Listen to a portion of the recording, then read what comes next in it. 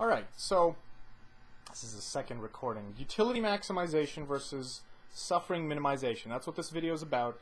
And this is partially a response to Anti-Bullshit Man. He's a YouTuber. I'm going to link his channel in the description because in a way what this is it's sort of a explanation of the ideological difference between him and I, between you and I. Basically, the way I see it is, of course, my value system and ethical system. I claim complexity maximization is the only rational, proper, unifying ethical principle that exists. Suffering minimization is one of two things. It's either wrong, or if redefined properly, it coincides perfectly with complexity maximization. That's my position. It's one of those two things. It's either wrong or it's right, but then it coincides with complexity maximization, ergo complexity maximization is still right. So the way I see it, the way it's right is you can look at a time interval and look at what someone does over that time interval as complexity maximizing as that is, and let's go for intuitive definitions of these words, and you'll see that if you continue to do that over longer and longer time intervals, if you continue to maximize complexity over longer time intervals, you'll end up minimizing suffering as well. So for example, let's say that I'm a researcher and I'm in a lab and I'm researching anthrax, and accidentally some anthrax escapes and infects a bunch of people and it's bad. Well, that was an unintended consequence, an unintended bad consequence, but that doesn't mean I shouldn't have been doing the research. So what ends up happening after that is, let's say we take all the effort to help and cure the people who are sick, and etc., etc. So what the point I'm making with that is that if I take the time interval to lead up to the event where the anthrax breaks out and infects people, complexity is maximized, suffering is not minimized. But if I take a longer time interval that includes the treatment of the people, then that includes the complexity maximization, and that minimizes the suffering as well. And if I continue doing that, then I'm going to have complexity maximization and suffering minimization converge. The idea is if I take a sequence of longer and longer time intervals and I maximize complexity across each one, then that sequence will converge to a time interval where suffering is minimized also. And that is the way it would work with the alternate definition of suffering that coincides with complexity. The way I see it, suffering is basically nature's way of telling us that we fucked something up. That something's wrong, something's not going right, we need to fix something, right? It's an indication that the patterns just aren't gelling together, they're not working. That's what suffering is. Something's not right when there's suffering. You need to fix that pattern. You need to reinvent, you need to change something about the system so that the pattern can change the pattern so that it could be a pattern that can replicate itself the most. That's what complexity is. It's what allows for whatever pattern that's there to replicate itself as much as possible. So if someone's suffering, that pattern can't replicate itself by its very nature, right? Because the whole point of suffering is that you want suffering to cease. If you don't want suffering to cease, then it's not suffering, right? That's the whole point of it, right? The whole point of suffering is that it creates this incentive of cessation. You want a drive for cessation. That's what suffering creates.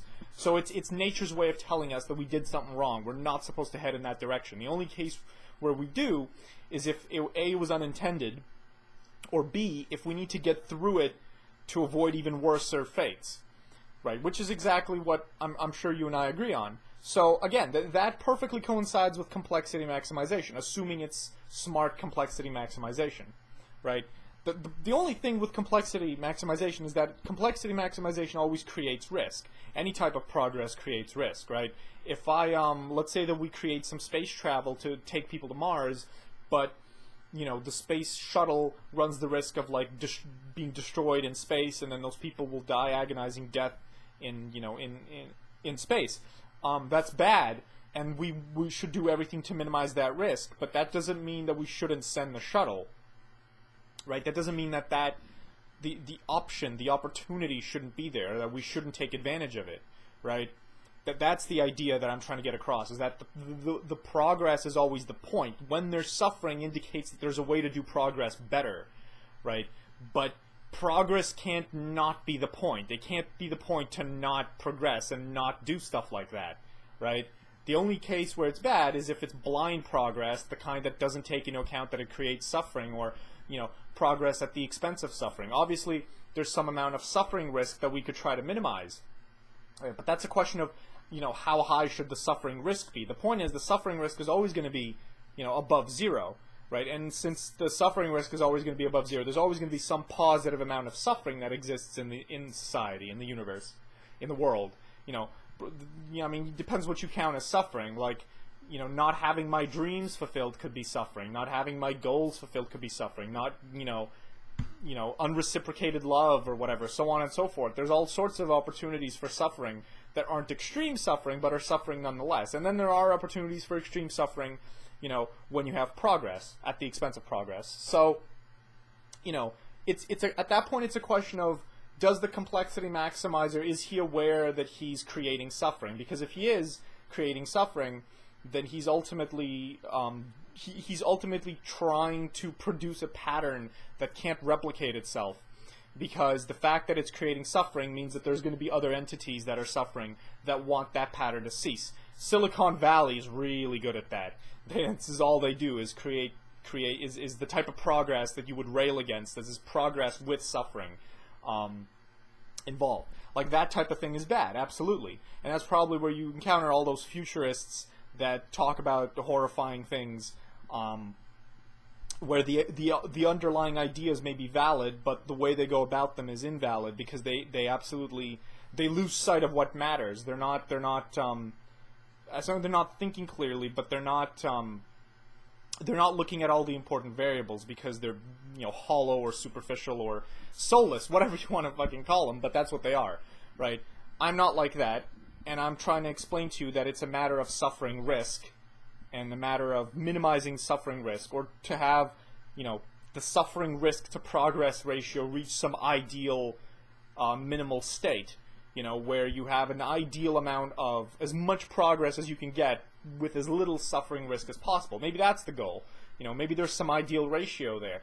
You know, whatever the point. But in all those cases, suffering coincides perfectly with complexity. At no point is it anything different. I think one reason why you may be perceiving it as differently is because you're using the utility maximizing axiology.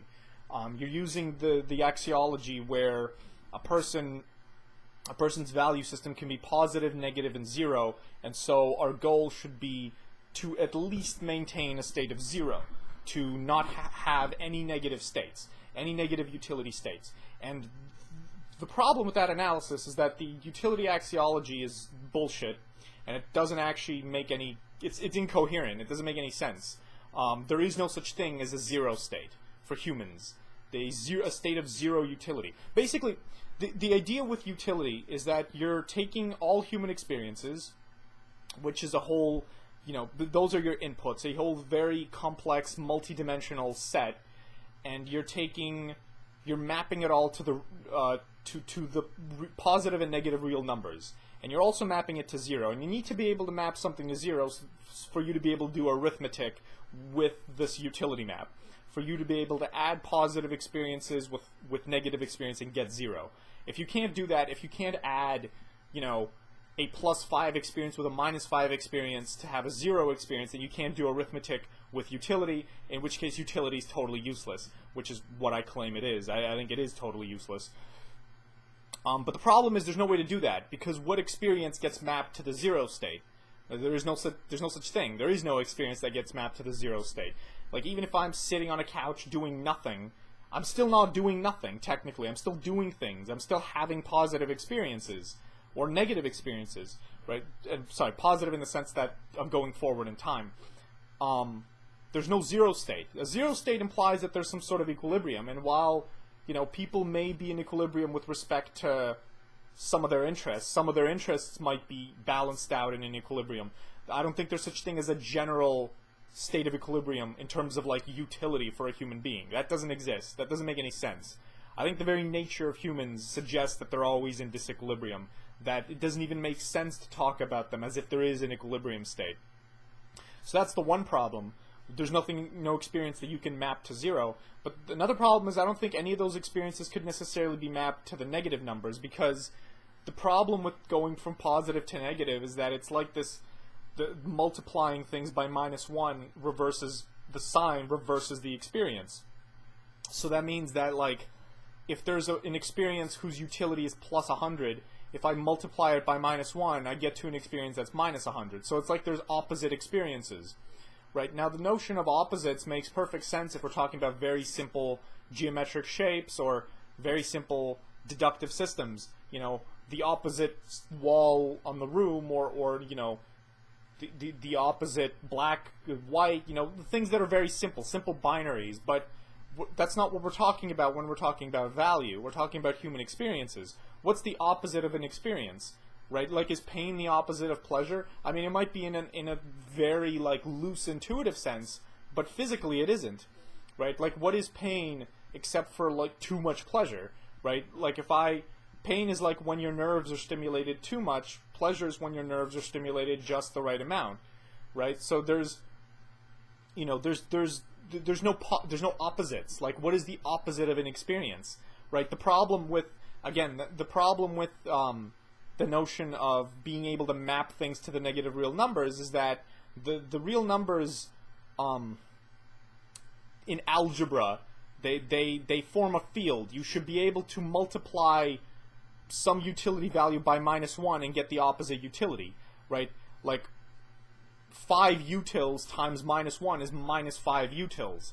But that's not how it works with human experiences, because what that means is I could apply the -1 operator and get, like, the opposite experience that gives you the opposite utility of what you're currently having. So look, if I go and eat an apple, then that means that there's an opposite experience to that. There's, like, the opposite of eating an apple. Like, whatever utility I gain from that, there is some experience in the set of all possible experiences that corresponds to that experience multiplied by -1.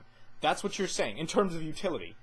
And that doesn't make any sense. Like what experience would that be? What experience would be the opposite of eating an apple? The only thing I could think of is going backwards through time and uneating the apple. That's the only opposite I can think of. And that's not, again, that doesn't give us the notion of utility that we want. Right? Like, you need to be able... The problem with this whole thing, with this whole utility function, is that you need to be able to do arithmetic with it. If you can't do arithmetic with it, it's not a useful function whatsoever. In order for you to be able to do arithmetic with it, you should be able to take, you know, you should be able to take an experience X and the opposite experience Y, where the utility of X is equal to fucking A, and the utility of Y is equal to -A. You know? You should be able to do that, but you can't do that. How would you do that? Like, what is the opposite experience of eating an apple in terms of utility? It's just nonsense. This is why the utility axiology is complete nonsense. It makes, the way I think of it is that all the value system's doing is it's selecting away from certain dimensions of experience towards others. So it's selecting away from pain and towards pleasure, or away from pain and towards love, or whatever it is that, whatever, you know? You know, you think about pain as a dimension of positive experience. Like, the positive x-axis is pain, the positive y-axis is pleasure, the positive z-axis is love, and so on and so forth, and we could have however many dimensions we want, you know. And what we're doing is the utility function, or the value function, whatever the value function is, it selects away from some of these dimensions and towards other dimensions, you know. So it wants to maximize the amount of pleasure. So it selects, it goes into the y direction and away from the x direction. It's like a vector field, right? And the only times it ever goes into the x direction, the pain direction, is if you need to go through pain to reach even more pleasure, or if you need to go through pain to avoid even worse pain, or so on and so forth. Whatever circumstance you can imagine where some amount of pain is reasonable. But the point is, it's always how it works. It's a vector field. Value is a vector field. It is not a it is not a scalar function. It is not a scalar thing that where you take an experience, map it to a scalar that can be positive or negative. If you can map it to a scalar, you can only map it to a positive scalar.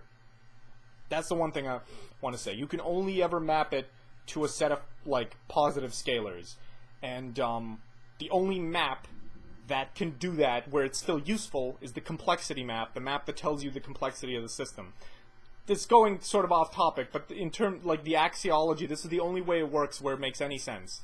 So my idea would be to jettison all of this utility axiology entirely, at least in the framing where it's used by economists or where it's used by most people, even yourself included, is where it talks about things like there's positives and negatives. There's no positives and negatives when it comes to value. There's things that have low value, but not in an intrinsic sense, right? They have low value because they don't allow for greater value to happen, right? Or they take us away from greater value.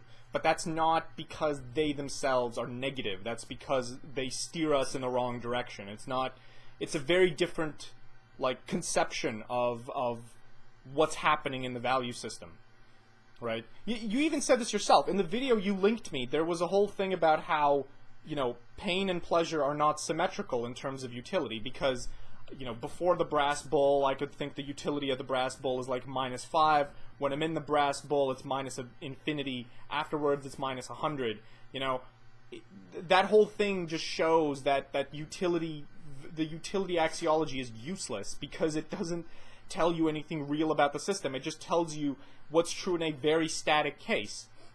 It doesn't tell you anything dynamic about the system. It doesn't tell you anything dynamic about our value system, right?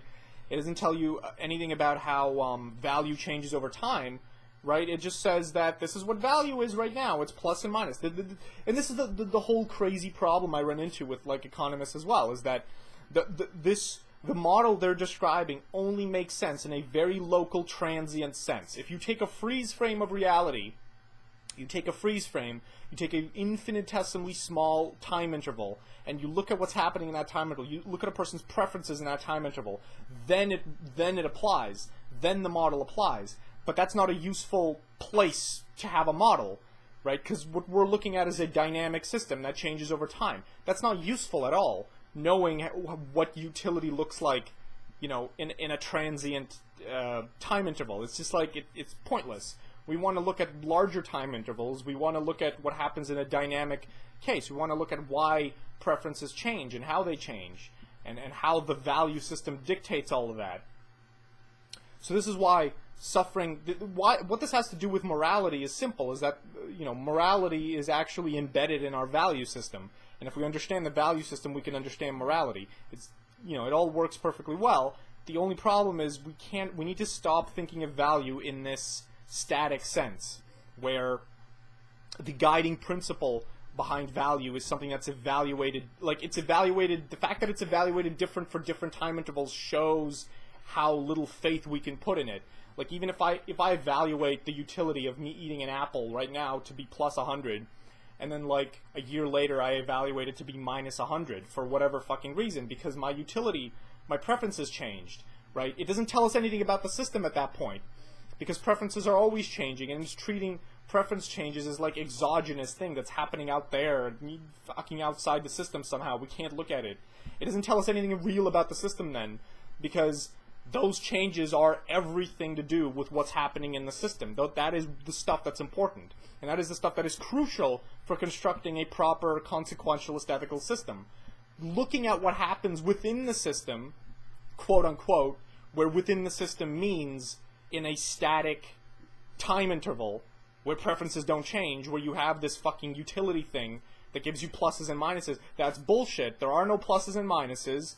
There's only there are no pluses and minuses because there's no opposites when it comes to experience. There's no zero state, and the whole thing is dynamic and not static. And ultimately, when you look at all those problems, this whole model should just be jettisoned, which is what I argue for, at least. And I think once you jettison that, you will arrive at a definition of suffering that coincides beautifully with my definition of complexity maximization.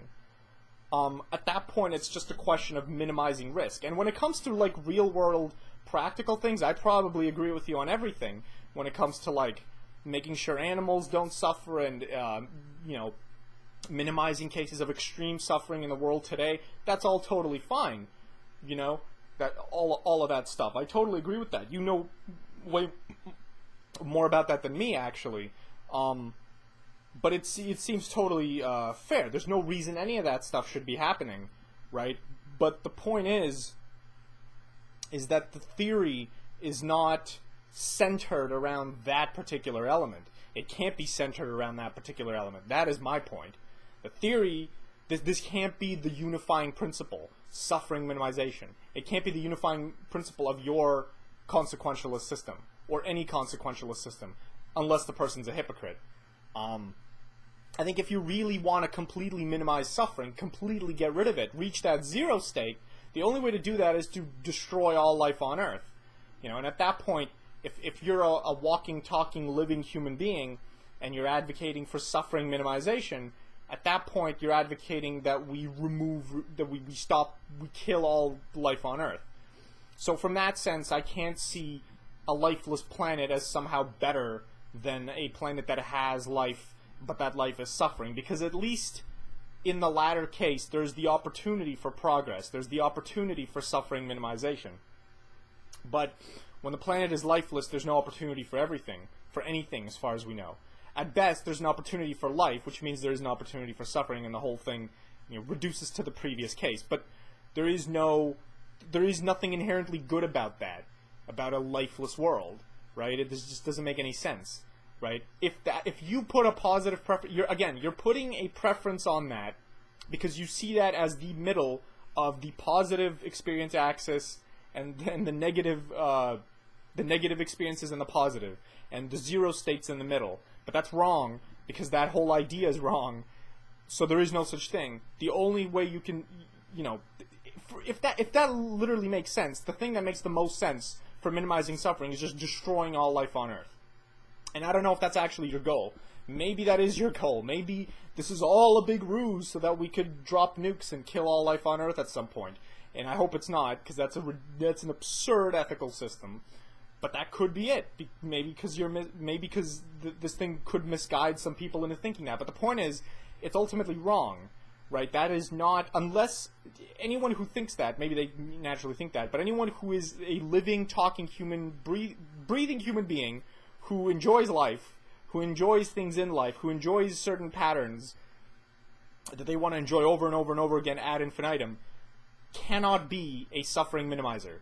Simply due to the fact that they cannot be for this zero state, right? They can't.